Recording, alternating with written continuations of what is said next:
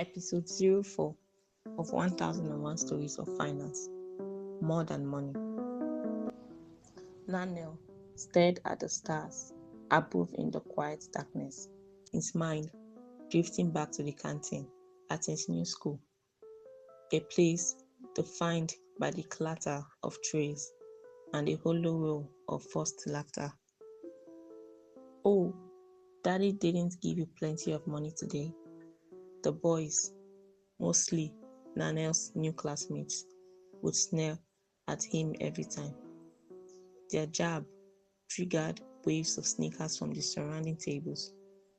To them, Lanel had quickly become the no money boy. At first, he arrived with plenty to spend, attracting friends immediately. But the generosity didn't last, and soon he spent cautiously, while others splurged at every opportunity. Before transferring to Ville, Lanel had been the son his friends coveted. At his old school, he was the boy with the heavy wallet and the open hand. He bought loyalty in the form of carbonated drinks and contraband snacks. As the only child of Mr. and Mrs. Morris, he had been more than pampered. He had been shielded from the realities of money. I don't think this is good for his upbringing, Mrs. Morris often warned her husband, her voice tight with concern. A boy his age with a surplus of cash is a boy looking for trouble. But Mr. Morris, recalling the gnawing emptiness of his own childhood pockets, would shake his head. I just don't want him to feel less than, he argued. He's our only one. Why should he struggle if he doesn't have to? But the struggle came anyway.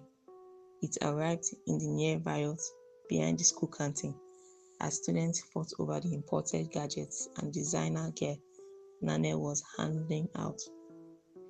His reckless attempt to buy a fan club had shattered school order, and the inevitable suspension was a cold splash of reality. At Ville, the pattern almost repeated. Mr. Morris still slipped extra bills into Lanel's blazer, driven by a lingering fear of his own past poverty. But after a night of honest reckoning between husband and wife, the extra money finally slowed. Mr. Morris reduced Lanel's allowance to a mere third of its original size. Dad, why? Lanel asked, staring at the few bills in his palm as if they were a language he couldn't read. The answer didn't come in the classroom, but in the garden. The sky had deepened into a bruised purple, and the mango trees cast long, swirling shadows across the grass. Mr. Morris sat beside Lanel, silent for a long moment before he spoke. Mr. Morris didn't focus on the why of the suspension. Instead, he spoke about the how of the future. He explained to Lanel that money wasn't a trophy to be flaunted or squandered on imported gadgets and fleeting status.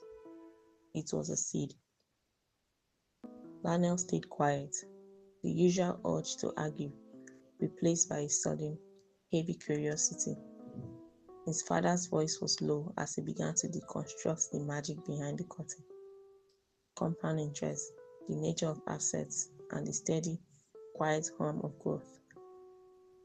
For the first time, Lanel felt the pull of actual potential, the realization that money could work for him while he slept, rather than being wasted to buy a crowd that would vanish by graduation.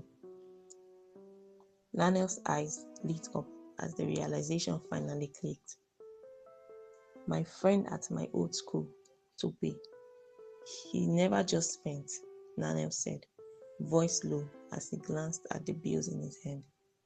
He was always talking about how his money was growing. I thought he was just being cheap. Lanel looked up at his father, a new respect in his gaze. Now I see, Toby was being smart. His parents taught him well, I'm sure, Mrs. Morris said, stepping into the shadows of the mango trees with a quiet smile. Toby understands the seed principle. Lanel, you can either eat your seeds today and go hungry tomorrow, or plant them and let them feed you for a lifetime. For the first time, Lanel realized his father wasn't giving him a fish. He was showing him how to cast the net.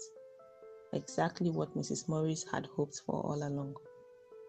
Now, standing under the same stars that once seemed like distant, unreachable diamonds, Lanel didn't feel poor. He felt like an architect. The canteen bullies didn't matter anymore. Their laughter had been loud only because their pockets and minds were empty.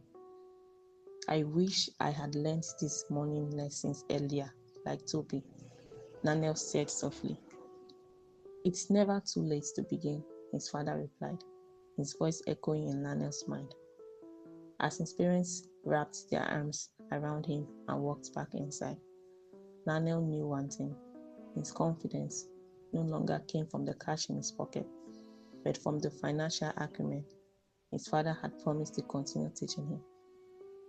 From that moment on, he would walk through life with the quiet, unshakable assurance of a boy who understood his true worth.